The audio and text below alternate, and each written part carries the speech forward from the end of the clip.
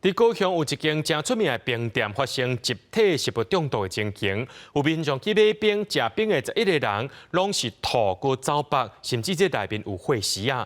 卫生局接到通报了后，有去稽查，毋但发现讲这店内面是真垃圾，连这八宝冰的检体也有验出沙门氏杆菌，那准是这食物中毒者会依法处罚。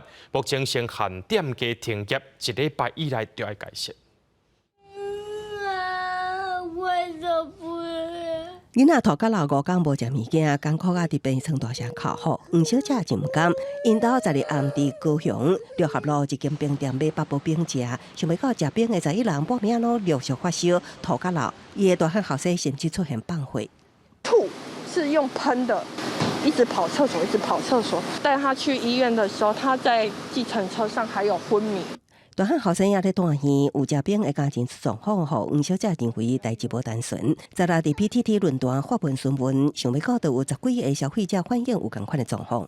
吃冰的3个人有事情，然后我们看到黄小姐也发生一样的状况，知道说这应该是一个很集体的食物中毒的事件。烧又退不下来，然后又拉10次，家里觉得不行了，就赶快送急诊。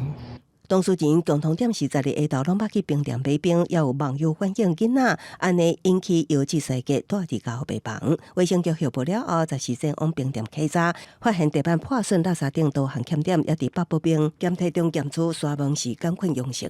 八宝冰检体已检验出沙门氏杆菌阳性，该检体亦检出金黄色葡萄球菌，菌量未超标，大肠杆菌等。 住院患者也已经检出沙门氏杆菌阳性反应。互卫生局下令停业1礼拜，限期改善的冰店17下昼启门9落来，业者无愿意回应，只答应会赔偿医药费。卫生局表示，检体公布送疾管署检验中，若确定是食物中毒案，会以食安法移送地检署侦办，搁以共罚处6万以上罚款。记者综合报道。